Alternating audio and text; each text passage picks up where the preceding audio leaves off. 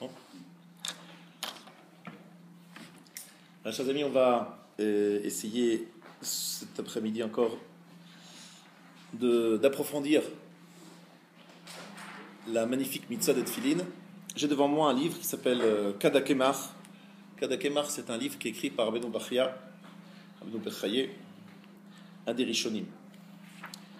Il dit quelque chose d'assez étonnant. Je vais dire ça comme en préambule. Chiyuv ha-mitzvah zot gadol. L'obligation de cette mitzvah est grand. Shish kula keneged kol ha-mitzvot shebatorah. Il dit que la mitzvah de Tfilin, shkula, c'est-à-dire, elle pèse autant, elle est comme toutes les mitzvot de la Torah. C'est une source que nous ne connaissons pas, on n'a pas trouvé cette phrase dans le Midrash et dans la Gemara. Il ajoute quelque chose, il y a là une allusion. Regardez cette allusion. Chez Yesh bat Tfilin, Shin shel Gimel Rashin, ve Shin shel Dalet Rashin. Vous avez vu sur le Tfilin de la tête, il y a un Shin qui a 3 branches et un Shin qui en a 4. Shehem bemisparam tavresh. Donc 2 Shin, un Shin c'est 300, 2 Shin ça fait 600. Ushtem mila achat shekorim ota shesh. Maintenant si on lit les 2 Shin, ça donne quoi? Shesh. Et shesh c'est un chiffre. C'est 6. Donc ça naît à 606. Veshiva rashin shelahem are tariag. Et il y a 4 branches. On ajoute les 4 branches au 6 et au 600, ça fait 613. Voilà l'allusion que donne ici le Rabbeinu Bechaya.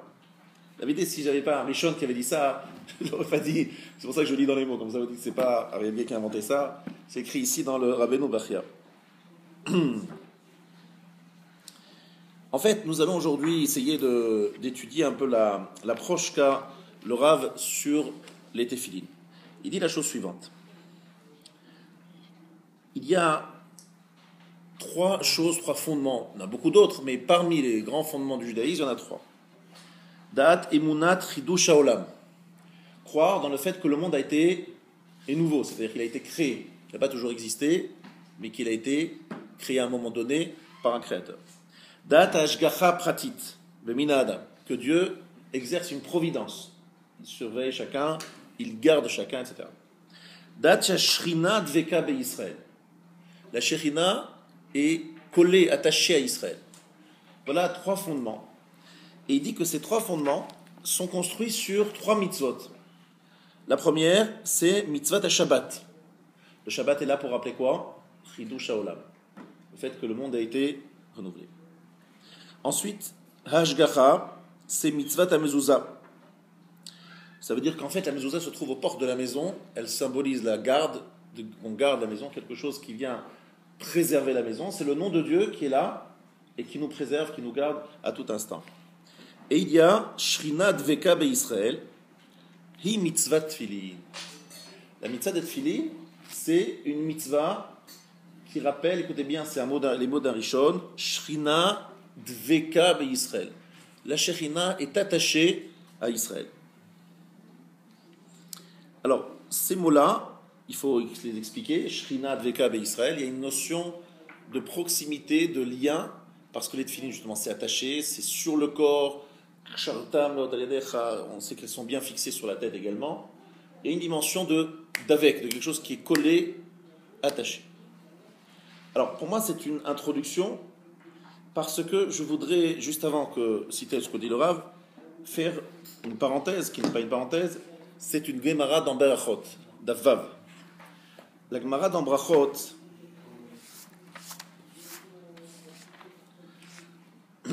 Amar Rabbi Avin Baravada, Amar Rabbi Yitzchak, Minayin shakadosh baruch hu maniach tefilin. D'où sait-on que Akadosh baruch hu met les tefilin? C'est écrit, Sheneemar nishba Hashem biyimino, c'est un verset dans Yeshaya, Hashem a prêté serment avec sa main droite, ou bizroa uzo. Bimino zu Torah, bizroa uzo et l'utfilin. Akadosh baruch hu a prêté serment. Lorsqu'on prête serment, on fait ce serment sur, on appelle ça Nekitat Refetz. On prend un ustensile kadosh, et sur cet ustensile-là, on prête le serment. Exemple, Abraham, parce qu'il a fait le serment, il a demandé à Eliezer de se prendre le serment, il lui a demandé de le faire sur sa Mila, Brit Mila. Dieu aussi, lorsqu'il prête serment, il prend, entre guillemets, des chafatsim, des éléments qui sont Torah et Tefilin. Et la tefilin, c'est écrit Bizroa Uzo. Shenemar Adonai Oz la Moyiten. Hachem donne la force. Et la force, c'est la tefilin. Chez tefilin Oz hem l'Israël, dirti Veraou Kol Ameh Haaretz Kishem Adonai Nikra Alecha Veyaru Mimeka. D'accord, on a entendu ce verset déjà. Les peuples du monde, de la terre, verront que le nom d'Hachem est appelé sur toi et ils auront peur de toi. Je vais vous raconter une petite histoire. Un jour, le Gaon de Vilna a été appelé à un jugement. En fait, il était accusé. C'était une fausse accusation. Bon, tous les gens de cette qualité sont souvent l'objet de beaucoup de haïnara, beaucoup de jalousie et beaucoup d'attaques. Il n'a pas eu le choix, il est obligé d'aller au tribunal. Mais au tribunal, il avait son talit, cette filine, et son livre de Torah. Il était assis sur le côté en train d'étudier. Et puis à un moment, ses élèves lui disent Rav, ils vont bientôt trancher, il faut que maintenant vous veniez vous défendre. Et à un moment, il faut que l'accusé soit quand même présent et qu'il intervienne. Le Gaon, il a fait la chose suivante, il est venu, il s'est mis devant le juge, il a enlevé son talit. Donc il a montré les tefilines de la tête, il n'a pas dit un mot, il a remis son talit et il est parti sur le côté. Le jugement était très favorable, et les élèves ils ont allé voir le Rav, ils ont dit Rav, qu'est-ce que vous avez fait là? Il a dit j'ai simplement appliqué le verset. Je vais montrer les tefilines, et c'est écrit dans le verset que lorsque les peuples du monde voient le nom de Dieu sur notre tête, Veyar Mimeka, ils ont peur. Donc j'ai fait peur au juge en me montrant avec les tefilines. Alors je ne sais pas si je peux vous conseiller à vous de faire le même système, parce que je pense que les tefilines portées par le Gaon ont peut-être plus de puissance que celles que nous portons, sans doute, mais quand même sur le principe, savoir que Kadosh Baruch Hu a donné à cette filine, c'est l'histoire qu'on a entendue tout à l'heure avec l'Ukrainien qui finalement a été impressionné. Tout cela, c'est quelque chose qui effectivement va dans le sens de ce que je viens de dire. Lorsque les peuples du monde voient l'attachement qu'on a aux tefilines, ils voient cette force des tefilines, eh bien ils sont eux-mêmes, ils ont peur, impressionnés. Ils sont impressionnés par les tefilines. Bref. En tout cas, lorsqu'on les met dans ces conditions-là aussi, je pense qu'il y a aussi plus d'influence des tefilines que lorsqu'on les met dans un cadre. Mais en tout cas, il faut comprendre la force des tefilines. J'ai remarqué d'ailleurs, je ne sais pas si vous avez eu comme moi des fois l'épreuve de mettre des tefilines devant tout le monde, dans un gare, dans un aéroport, dans un train, dans un avion. Pas facile, hein, on a des fois un peu les boules par les... Et à ce moment-là, je me rappelle cette Gemara, je dis, il ne faut pas avoir peur, c'est eux qui vont avoir peur, c'est pas nous. Ils risquent de nous arrêter en disant, vous êtes quoi, des terroristes, vous allez faire sauter l'avion. Mais nous, on n'a pas peur, au contraire. C'est pour nous une gloire, et c'est quelque chose qui, au contraire, fait peur aux goyim. Il ne faut pas avoir peur. Bien. Donc, Elot Tfilin, chez Baroche, Rabbi Lézer Agadol dit bien qu'il s'agit bien des tfilines de la tête. Là-dessus, la Gemara dit, Rav Nachman bar Yitzhak, Amar le Rav Nachman bar Yitzhak, le Rav Chia bar Ravin, Hanet Tfilin de Maré Alma, Maktiv Behu. Qu'est-il écrit dans les tefilines du maître du monde? Amar le'umi ki amcha Israël, goy echad ba'aretz. Qui est comme ton peuple Israël, un peuple dans la terre. On vient de dire que Dieu a des tefilines. Mais des tefilines, on sait bien que c'est pas une boîte noire, c'est quelque chose qui enferme un message, quelque chose. Quel passouk y a-t-il, quel verset y a-t-il dans les tefilines de Dieu? Et la réponse, c'est Mi Ka'amcha Israël, qui est comme ton peuple Israël, un peuple dans la terre. Vous remarquez qu'on parle de Goy Echad. On dit Hashem Echad, et on dit Goy Echad. C'est-à-dire qu'on trouve le même terme, sauf que dans notre filine on parle de Hashem, et lui il parle de nous. Tout simplement. Umi Mishtabeach Kutsha Brichu Beshavcha Yudei Israël. Est-ce qu'Akadosh Baruch Hu est tellement fier d'Israël, quoi? Il est là, dans cette filine. Qu'est-ce qu'il y a dans cette filine? Il parle du peuple juif. Mika Amcha Israël Goy Echad Baaretz. La Gemara dit, a priori c'est très réducteur pour le maître de l'univers d'avoir dans cette filine uniquement une évocation du peuple juif et tout le reste, tout le monde, tout ce qu'il a créé. Ça c'est la question que pose la Gemara. Et la réponse de la Gemara, pour y répondre, pour vous bien faire comprendre, comprenez que Mina Shamayim, cette journée a été organisée par Achat Kitavo. Parce que la Gemara, justement, va citer un verset dans Kitavo. Mais pas seulement qu'elle va le citer, on va dire, agave, parce que, bon, ça... citer le Mikré, d'une façon, on va dire, fortuite, elle va dire que tout le principe des tefilines, le fondement des tefilines, se trouve dans Parashat Kitavo. Franchement, je ne pensais pas. Kitavo, on ne parle pas des tefilines. Dans Kitavo, moi, je sais que c'est dans Parashat Bo, Kitavo. Il y a là-bas, on parle des tefilines, on parle dans Parashat Vaïtranan, à la fin, dans Ekev. Là, c'est les parachutes des tefilines. Mais quel rapport entre la paracha de Kitavo de cette semaine et les tefilines? Alors, je vous invite, dans Kitavo, il n'y a pas que des malédictions, il y a aussi des choses très sympathiques. Et il y a une des phrases les plus sympathiques de l'histoire de la Torah, en nous concernant, évidemment. Elle est là. Regardez cette phrase. Hayom Azeh, c'est dans Shlishi. Hayom Azeh, ce jour-là, Hashem Elokecha, Hashem ton Dieu, Metzavecha, t'ordonne, la asot et achukim aele, d'accomplir ces lois. Vet mishpatim, vous savez qu'il y a chukim et mishpatim, c'est dans les deux cas, il s'agit de lois. Il y a des lois plus faciles à comprendre, des lois qui concernent les relations humaines. Mishpatim, c'est plutôt les relations humaines. Veshamarta ve'asita otam, tu les garderas, tu les accompliras. Bechol evavcha ou bechol nafshecha, de tout ton cœur et de toute ton âme. Alors voilà le verset qui nous intéresse. Et Hashem he'emarta hayom liyot lecha lelokim. Velalechet bidrachav. Donc on va essayer de traduire. Et Hashem he'emarta. Est-ce que vous savez comment traduire ce mot he'emarta? Vous savez que c'est pas facile à traduire comme mot. Hashem he'emarta. Comment ça s'écrit? He, Aleph, Mem, Resh Tav. À quoi il fait penser? Au mot Lomar, c'est-à-dire parler. C'est une parole. Amira. Asara ma'amarot. Amira. Vayomer. Et alors Rashi tout de suite il dit Elahem ed mochiar bamikra. Rashi dit je ne trouve pas, je ne sais pas où c'est. Il n'y a pas de témoin. C'est-à-dire lorsque Rashi veut trouver une explication à un mot, qu'est-ce qu'il fait? Il cherche ce même mot dans un autre contexte et à travers ce mot utilisé dans un autre contexte, il comprend ce qu'il veut dire ici. Et le mot de Rashi c'est En lahem ed mochiar bamikra. Je ne trouve pas d'endroit, un autre endroit dans le verset qui pourrait être un témoin pour me donner le sens de ce mot. Ça, c'est les premiers mots de Rashi. Rashi, en général, il n'a pas de problème pour expliquer. Hein. Là, on sent que c'est pas évident.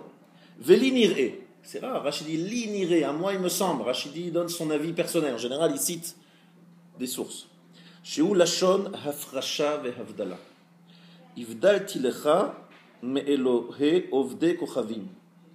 Je t'ai séparé, écarté des dieux idolâtres. Liot lecha l'elokim, pour être pour toi un dieu. Vehu ifrishra elav, et lui, Dieu, t'a séparé vers lui, mais amé haaretz, des peuples de la terre, liot lo le am segula, pour être pour lui un peuple, un trésor, un peuple chéri, un peuple particulier. Vematzati lahem od, vehu lashon tiferet. Alors Rachid donne une autre explication, tiferet, gloire. Mais c'est le proche. Ça veut dire Akadosh Baruch Hu he'emarta, il t'a mis sur un piédestal. Et toi, tu as mis Dieu sur un piédestal.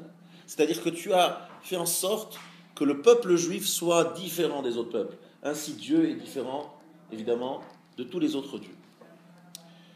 Alors ici, la Gemara cite ce verset. Écoutez bien comment la Gemara prend ce verset. La Gemara dans Brachot Vadavar, elle nous dit Amar lahem Akadosh Baruch Hu l'Israël. Explication sur ce verset. Dieu dit à Israël Atem asituni chativa achad ba'olam. Vous m'avez fait chativa. C'est quoi chativa? C'est un mot qu'on utilise aujourd'hui en hébreu bonard également. C'est vous m'avez donné une place, un endroit spécifique, particulier. Vous avez, on va dire de façon très précise, vous avez creusé, trouvé une place. Vous avez créé de toutes pièces un lieu dans lequel je peux me trouver, je puisse me trouver, me réfugier. Vani ese etrem chativa achad ba'olam. Et vous, et moi aussi, je vais vous donner une place dans ce monde. Atem asitoni chativa achad ba'olam shenemar shema Yisrael Adonai Eloheinu Adonai Echad. Ani ese etrem chativa achad ba'olam shenemar omi ka'amcha Yisrael goy echad ba'aretz. Magnifique. La Gemara nous dit que le mot he'emarta, qui veut dire donner une place, selon Rashi séparé, chativa selon la Gemara, donne une place particulière. C'est que en fait, le peuple juif, en disant Shema Israël, Adonai Eloheinu Adonai Echad, donne à Dieu une place très spéciale dans le monde. Et Akadosh Baruch Hu répond. Il dit, vous m'avez élu, vous m'avez mis sur un piédestal, vous m'avez donné une place, eh bien moi aussi je réponds, moi aussi je vous donne une place particulière. Vous connaissez bien le principe. Dieu ne s'impose pas. Si on l'invite, il vient. On n'en veut pas, il ne s'impose pas. Il ne s'impose pas, mais ça coûte. Hein. C'est pas genre, on n'est pas ici dans un lieu où un hôtel 5 étoiles de luxe gratuit, offert, etc. Ça coûte. Mais Akadosh Baruch Hu ne force pas la main à l'homme.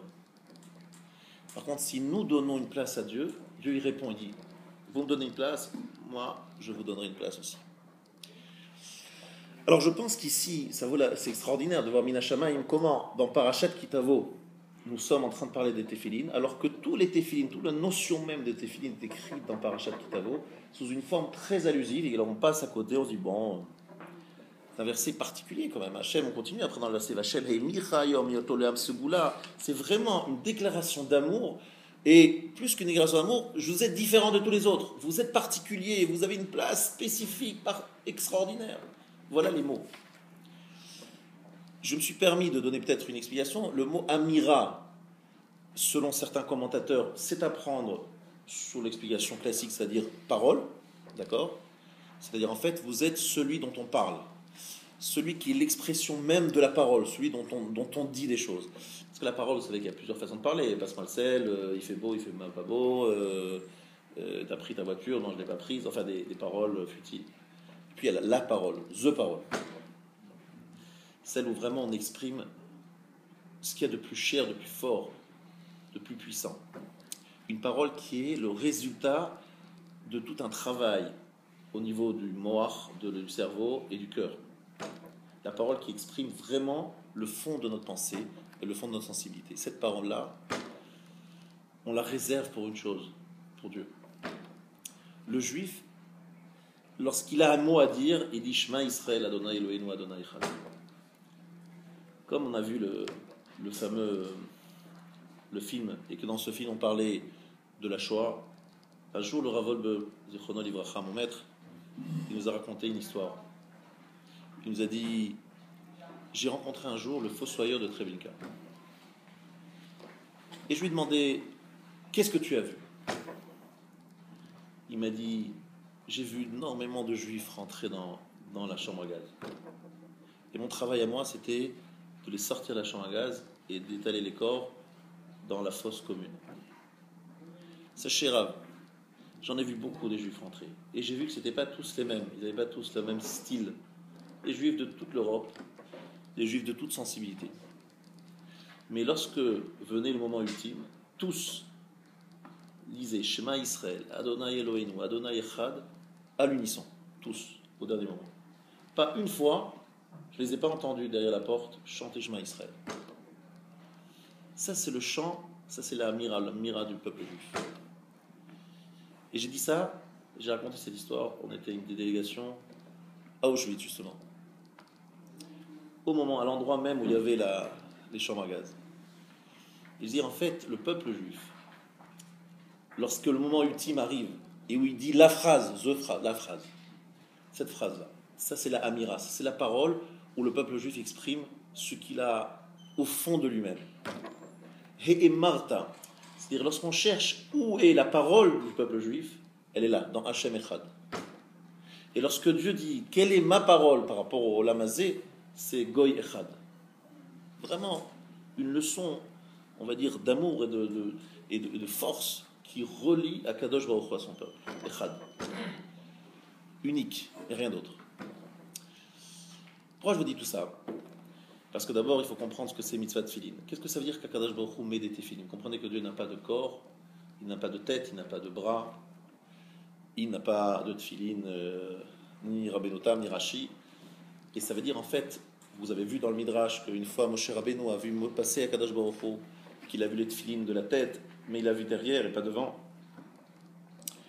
C'est une image. Ça veut dire en fait quelque part qu'Akadosh Baruch Hu, il veut nous dire que les tefillin, c'est comme lorsqu'on a quelqu'un qu'on aime beaucoup. Prenons un exemple. Sous la choupa, on donne à son épouse future une bague. Et cette bague, en fait, ce n'est pas un cadeau, c'est pas des cadeaux, c'est peut-être le diamant. Mais une blague très simple en fait, hein, celle qu'on donne. Les Chachamim disent qu'il ne faut pas donner une blague qui a beaucoup de valeur, parce elle pourrait croire certaines choses, comprendre que cette bague a une certaine valeur, en fait elle n'a pas vraiment. Elle pourrait se tromper sur la valeur de la bague et donc dire oui parce que sous l'effet d'une erreur. Donc on fait toujours une bague très simple sous la choupa. En dehors de ce question halachique, il y a dans cette notion de bague plus qu'un cadeau. C'est ce qu'on appelle en français un présent. Le mot présent, c'est un mot qui me parle beaucoup, ça veut dire présence. Il y a des cadeaux qu'on donne parce qu'on veut dire acheter quelqu'un. Mais il y a des cadeaux qu'on donne parce qu'on veut que la présence, qu'on soit présent avec eux tout le temps. Même lorsqu'on n'est pas l'un à côté de l'autre, cette dame, elle regarde sa bague, elle se dit, elle pense à son mari. Et à ce moment-là, elle se dit, il est un peu avec moi, faire cette bague. C'est un symbole, il ne me quitte pas.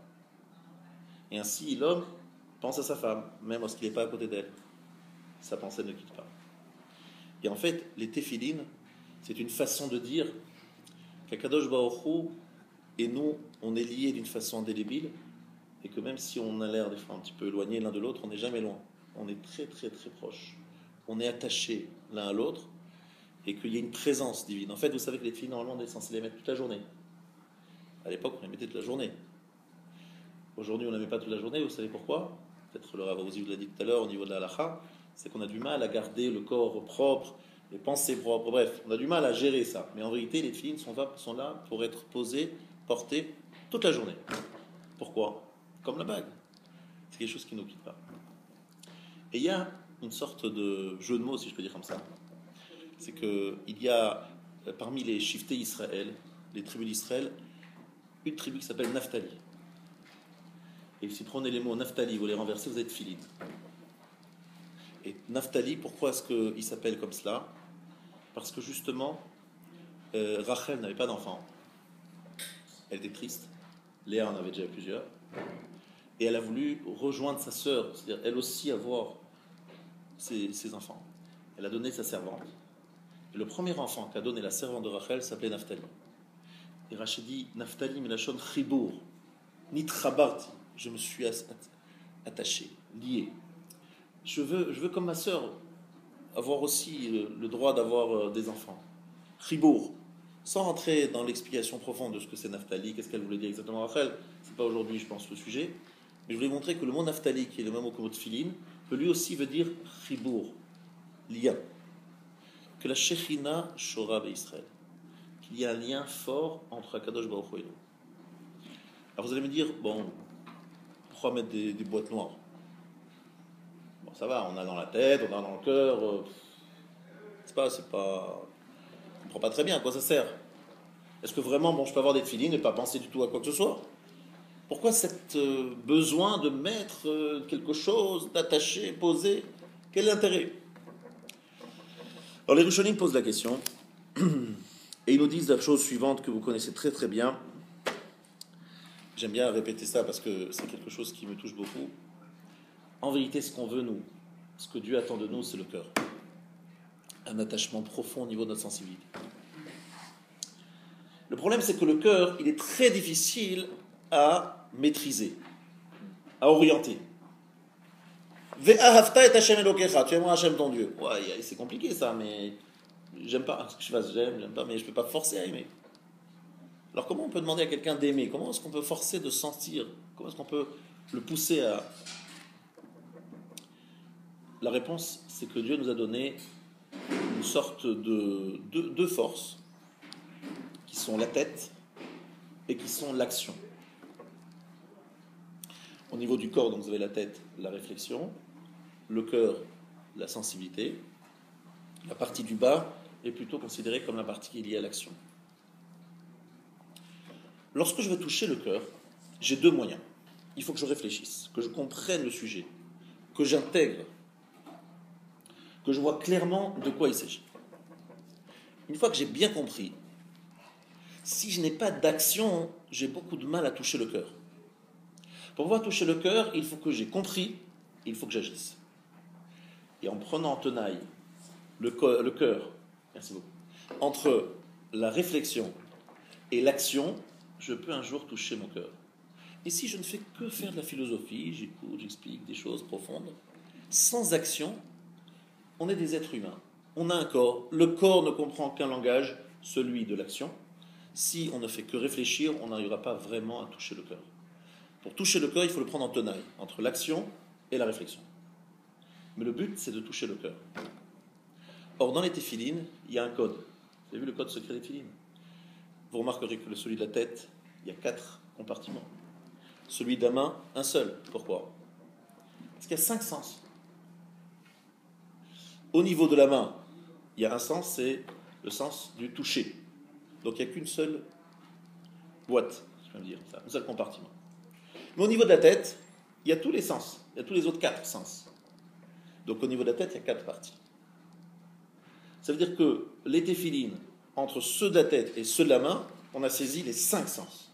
Parce que le but, c'est d'arriver à toucher le cœur. Et pour toucher le cœur, il faut utiliser tout ce qui est en nos moyens. C'est-à-dire la réflexion avec les téphilines de la tête, mettre les téphilines en direction du cœur, c'est vrai parce que c'est le but à atteindre, mais il faut aussi que la main soit bien mise en bas, parce que la main représente l'action. Action, réflexion, égale sensibilisation.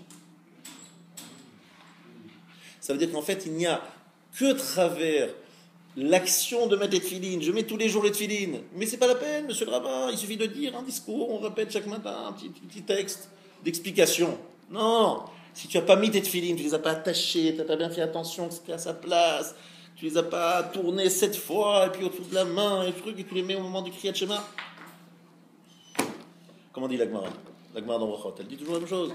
Elle dit, celui qui va être Mekabel, Malchut Shamaim Shlema, Malchut Shamaim, la royauté divine, veut l'accepter de façon totale. Qu'est-ce qu'il doit faire? L'Agmara dit clairement, il faut, excusez-moi juste, je vais vous dire dans les mots, ce sera plus fort que si simplement je vous la cite oralement. Celui qui veut recevoir Malchut Shamaim Shlema, la royauté divine, d'une façon totale, qu'est-ce qu'il doit faire? Amar Rabbi Yochanan, c'est dans la page 15. Arotse sheikabel alav ol malchut shamaim shlema. Le joug divin, il veut l'accepter de façon totale et entière. Ifne, d'abord il faut qu'il se prépare physiquement. C'est intéressant, on commence par ça. D'abord tu vas aux toilettes. Excusez-nous un truc, mais ça veut dire quoi? C'est-à-dire qu'il faut d'abord être propre. D'accord? L'hygiène. Parce qu'en fait, le corps, il ne faut pas le délaisser. Il ne faut pas qu'il n'existe pas. On va vers le roi des rois. On ne peut pas y aller avec un corps qui est sale. Il faut aller propre. Yitol yadav. Il faut se laver les mains. Yanir tfilin. Il ne doit pas oser les tfilin. Yikra kriyat shema. Il doit lire le schéma. Veyit palel. Il fait la tfila. L'armida. Zuhi malchut shamaim shleima. Ça, c'est malchut shamaim entière. C'est-à-dire pour malchut shamaim, pour accepter vraiment le joug divin, il ne suffit pas de lire le schéma. Ou de l'amida. Ou les deux. Il y a toute une préparation, une mise en condition, une préparation du corps, une action, pour pouvoir vraiment prendre les choses totalement sur soi. Est-ce que c'est clair jusque-là? Très bien. Il y a, vous savez, un des rabbinim que j'aime citer, c'est le Rabbi Tzadok HaKohen. Je vous invite fortement à ne pas le lire. Et pourquoi? Pas parce qu'il n'est pas bon, c'est parce que tout simplement on ne comprend pas grand chose de ce qui est écrit dedans, je dis la vérité, à part dans certains cas. Mais celui qui comprend, il faut savoir que c'est là-bas, mamash, il y a des vrais secrets. Alors ça, c'est dans Récissé Laïla. Regardez ce qu'il dit.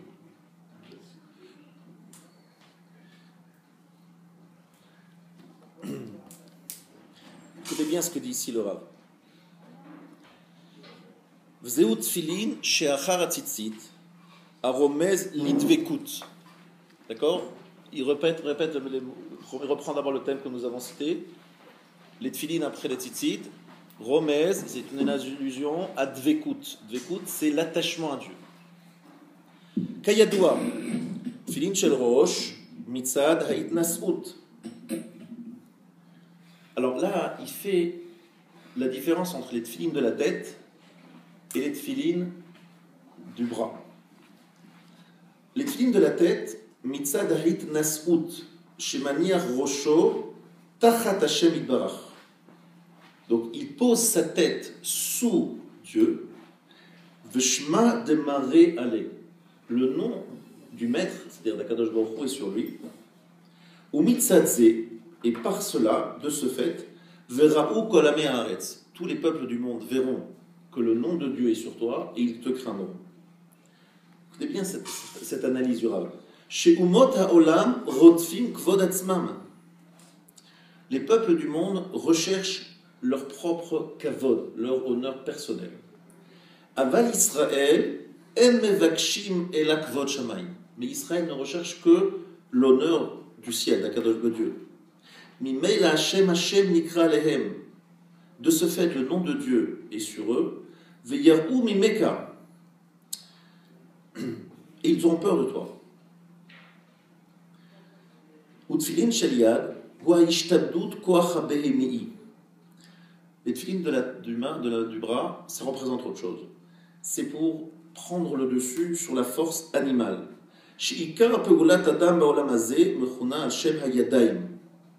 Lorsqu'on parle d'action dans ce monde, on parle surtout des mains.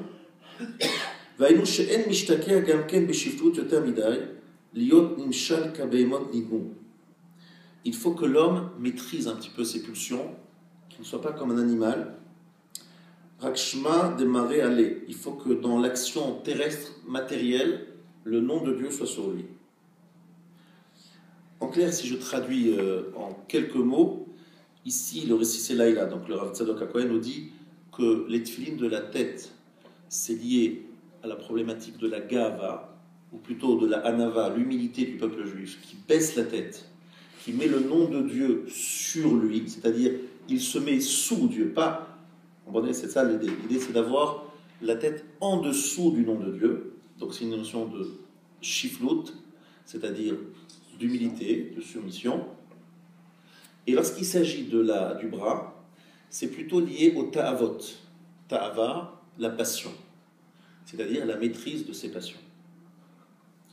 Voilà ce que représentent ces deux choses. Alors, ici, il fait allusion à quelque chose que mon maître, le Rav Moshe Shapira, m'a longuement expliqué. Il m'a dit qu'il existe beaucoup de religions.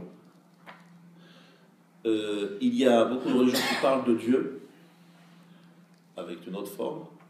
Le peuple juif a une particularité, c'est que Dieu n'est jamais utilisé comme un moyen, mais c'est véritablement la capacité qu'a le peuple juif de se rendre petit devant Dieu. Et on fait allusion à une Gemara dans Choulin, où Akadosh Baruch Hu dit, j'ai donné de la Gédoula, c'est-à-dire j'ai donné de l'importance à David, à Abraham, de nombreux Moshe, de nombreux personnages du peuple juif. Plus je leur donnais du kavod, plus je leur donnais de l'honneur, de la place dans ce monde, plus ils étaient humbles. Même ma'atim atzma. Plus ils avaient du kavod, plus ils étaient humbles. On voit ça chez Moshe Rabbeinu d'une façon éclatante. Anav mikol adam. Alors j'aime rappeler une image que j'ai entendue il y a très longtemps, et je crois que c'était le Rav Shlomo Zalman Auerbach qui l'avait dit, mais je ne me rappelle plus. Si c'était lui, peut-être c'était quelqu'un d'autre. C'est l'image de quelqu'un qui survole à haute altitude une grande ville. Prenons l'exemple de New York. Lorsqu'il est à haute altitude et qu'on lui montre New York, il voit un point. Il dit, tiens, c'est tout petit là-bas, on dirait un petit truc, rien du tout. Il perd de l'altitude, il perd encore de l'altitude, il voit que c'est quand même un gros point. Et puis après, au fur et à mesure, il descend, ça devient de plus en plus important, et puis à un moment, il atterrit avec un hélicoptère juste en dessous d'une rangée de très grands gratte-ciel. Il sort de son hélicoptère, il lève les yeux, il dit, oh là là, on est vraiment petit là. Hein. Vraiment petit. Ils se sont écrasés, ils se sont rien du tout.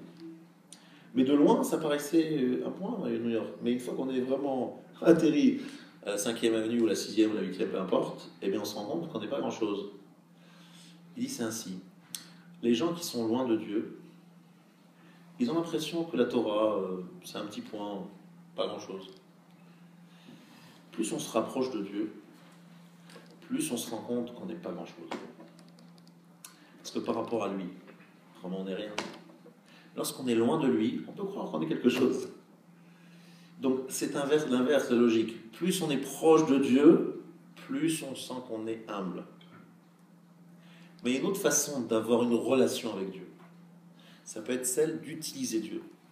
C'est-à-dire, j'ai besoin de Dieu pour justifier des actes terroristes et barbares. C'est en ce moment, malheureusement, une actualité qui nous le dicte. Comment est-ce qu'on peut parler de Dieu lorsqu'on tue des hommes et lorsqu'on est aussi cruel? Bon, sans aller d'une façon aussi extrême. On peut avoir besoin de Dieu pour des besoins personnels, divers et variés, et faire des sacrifices à des idoles, c'est comme ça qu'ils faisaient à l'époque, pour obtenir des choses. Mais Dieu n'est là que pour me donner quelque chose, que pour m'offrir, parce que j'ai des besoins. Et quand j'ai besoin donc de trouver des solutions. Et les solutions, c'est Dieu qui me les offre. Dieu n'est là, c'est un tir-orchestre, il est là pour m'offrir ce dont j'ai besoin. On espère que nous, les Juifs, on a une autre façon de voir les choses. Notre relation avec Dieu, ce n'est pas une relation dans laquelle on est là parce qu'on a des besoins qu'on a besoin de remplir. Notre relation avec Dieu, c'est même lorsqu'on a besoin de rien. Je dirais même, moins on a besoin de quelque chose, plus notre relation avec Dieu est nette et véridique et forte. Parce qu'en fait, plus on a, plus on se sent dépendant. D'où j'ai. Je lui ai dit, mais qu'est-ce que j'ai là? Ah, j'ai beaucoup d'argent. Mais comment j'ai fait de l'argent? Parce que j'ai des bonnes relations, parce que j'ai des bonnes idées, j'ai trouvé une bonne start-up, j'ai fait un bon investissement. Mais finalement, c'est quoi ça? C'est Dieu qui m'a donné l'idée, c'est Dieu qui m'a donné l'intelligence, c'est Dieu qui a fait mon corps, c'est Dieu qui m'a offert ces relations, c'est moi qui m'a permis de... C'est vrai que je ne suis pas bête, on n'est pas obligé de dire qu'on est idiot. On n'est pas idiot. Mais il y a beaucoup de gens très intelligents qui n'ont pas réussi financièrement dans la vie, n'est-ce pas? Chaque chose que j'obtiens, je sais que c'est Dieu qui me l'a donné. Donc plus je possède, plus je suis dépendant. Et même lorsque je ne possède rien du tout, les grands tzadikim qui n'avaient pas grand-chose, eux, ils avaient une relation avec Dieu très forte. Parce qu'ils savaient très bien que leur vie, leur respiration, chaque respiration, c'est un cadeau de Dieu. On marche, c'est un cadeau de Dieu. Chaque matin, on fait des bénédictions. On dit à Hachem, merci de m'avoir permis de me lever. Un jour, quelqu'un m'a dit, cette beracha, je la fais différemment maintenant. Parce qu'un jour, j'ai eu du mal à me lever. J'ai failli d'ailleurs ne plus jamais me lever. Il avait eu une attaque cérébrale cette nuit-là. Il dit maintenant, lorsque je fais Zokef Kavufim, je comprends ce que ça veut dire. Les tzadikim comprennent que même s'ils n'ont pas grand-chose matériellement, ils ont des trésors au quotidien. Mais plus ils grandissent dans leur proximité avec Dieu, plus ils se sentent dépendants de lui, donc plus ils se sentent petits. Par contre, quelqu'un qui a une autre attitude envers Dieu, même s'il parle à Dieu, même si il dialogue avec Dieu, soi-disant, sa seule idée, c'est de prendre de Dieu, d'utiliser Dieu à des fins personnelles. Ça, c'est pas un croyant. Ça, c'est pas ce que le judaïsme nous apprend. Cette humilité-là, cette grandeur, on la trouve chez les grands d'Israël. Lorsqu'on met les téphilines sur la tête, c'est un symbole fort, dans lequel on dit Dieu est au-dessus de tout. Je suis en dessous de lui.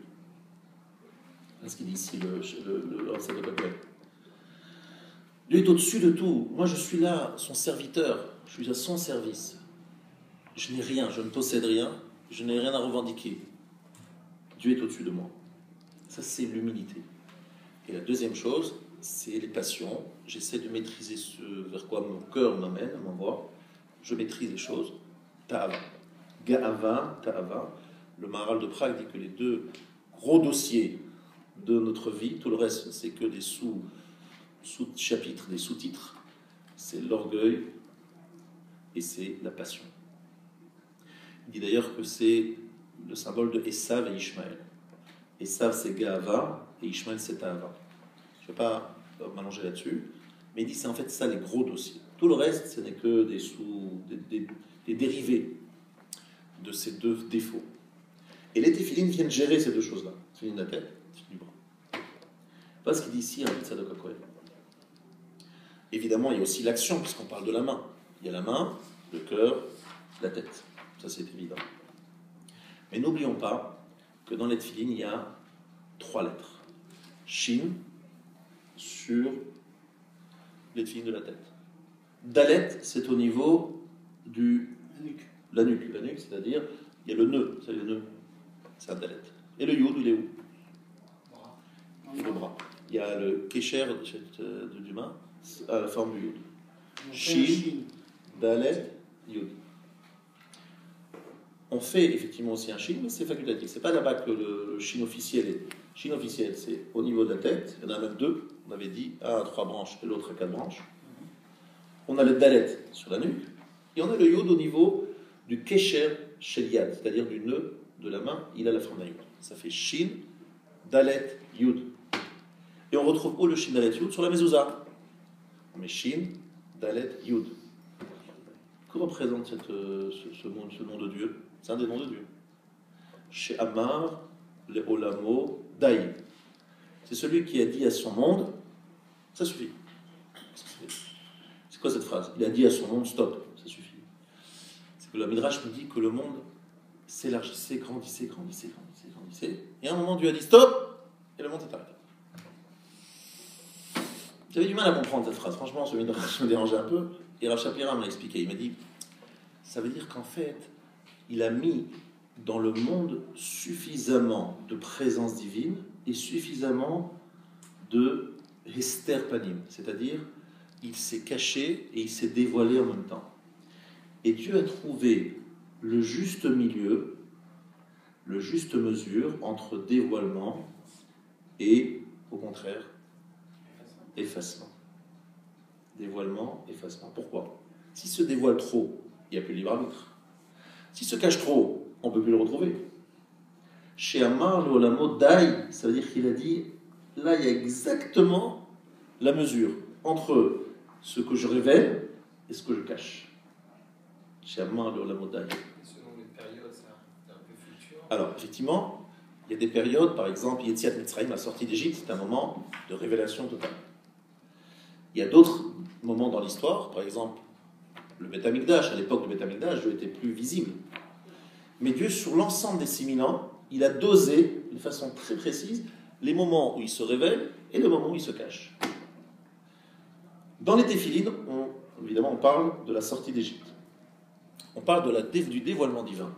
C'est ça le thème principal des téphilines. Les téphilines, c'est le nom de Dieu caché. Il est là, mais on ne le voit pas. À quoi ça sert d'avoir un nom qu'on ne voit pas? La mezouza, il y a le nom de Dieu, on ne le voit pas. Qu'est-ce que ça veut dire? Ça veut dire que Dieu nous dit, je voudrais que vous portiez sur votre bras et sur votre tête cette notion fondamentale que Dieu, vous pouvez le voir, vous pouvez le découvrir, mais c'est un jeu de cache-cache. Je suis là, puis après je suis pas là, puis après je suis là, je suis pas là. Comme dans les téphilines, je suis caché, mais si vous les mettez, vous demandez qu'est-ce que c'est que cette boîte? Ah oui, il y a dedans des chapitres. Ah oui, mais on va les lire les chapitres. C'est-à-dire qu'on est là en train de dévoiler ce qui est caché dans ces boîtes. On essaie de dévoiler le nom divin. Et ce travail de cache-cache, c'est en fait ce que le juif doit comprendre. Lorsqu'il rentre chez lui, lorsqu'il met ses téphilines, il a le nom de Dieu sur lui, c'est-à-dire il doit jamais désespérer en disant « Oh, j'en peux plus, je le vois plus, je le ressens pas, il est trop caché. » Shaman ou la montagne, il a mesuré. Il n'est jamais trop caché, il n'est jamais trop dévoilé. Il continue à maintenir cette situation un petit peu entre Shailou, entre obscurité et lumière. Mais pour pouvoir le découvrir, il faut avoir sur la tête et sur le bras ces deux éléments qui nous rappellent sa présence. Discrète, mais une présence quand même. La mezouza, la porte. Discrète, mais il est présent quand même. Et c'est ça que je voulais en fait, par cela que je voulais en fait un peu conclure mon intervention d'aujourd'hui, en disant la chose suivante. Le Rabbeinu Bechia, tout à la fin, nous encourage à mettre des tefilin. Manière tefilin, batuahu shelo yichta. Celui qui met les tefilin, il est garanti de ne pas fauter. Rabbi Elazar ben Yaakov Omer, c'est une parole de nos chachamim. Kol mi shesh lo tefilin berosho, ou tefilin bizro, vetzitzit bebigdo, murzako shelo yichta. Celui qui a des tefilin sur sa tête, des tefilin sur son bras, des tzitzit sur son habit, il est garanti de ne pas fauter. Chez les mains, le fil tressé 3 fois ne se cassera pas rapidement. On a 3 gardiens. Les téphilines, les tzitzit et la mezouza. ראינו מקצת חכמים מחכמי התלמוד שהיו מתפארים בעצמם בהנחת תפילין. Certains sages du Talmud qui se glorifiaient de mettre les tefilines, d'avoir la chance de pouvoir le mettre les tefilines.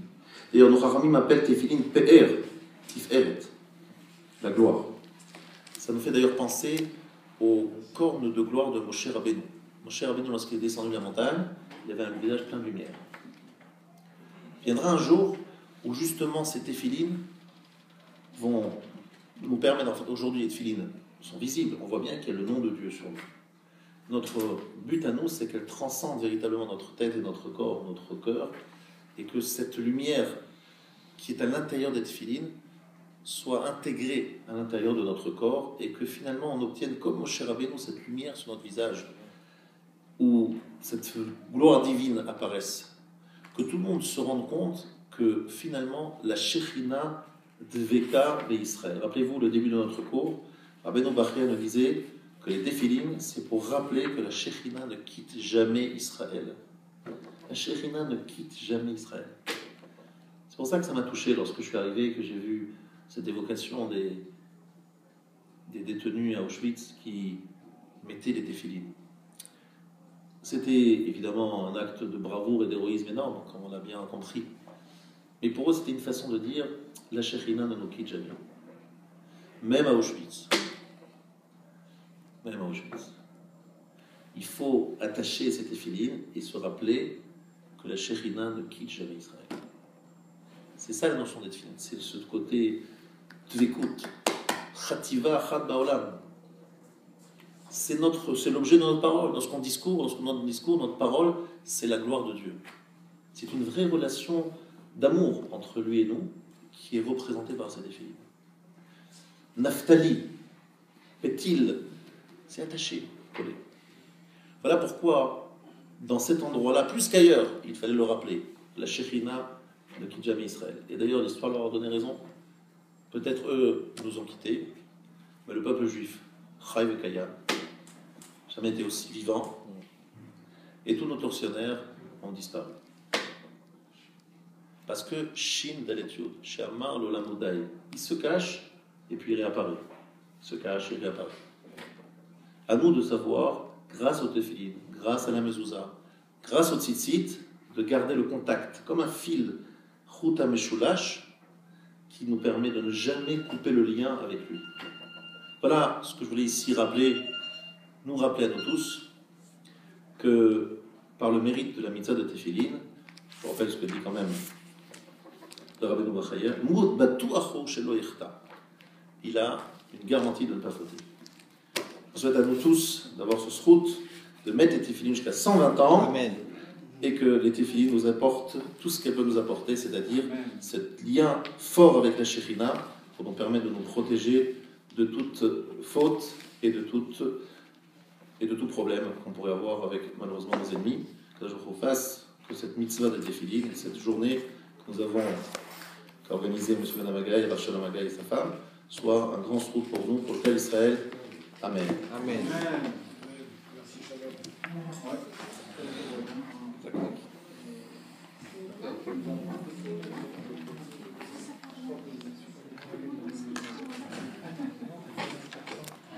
Merci.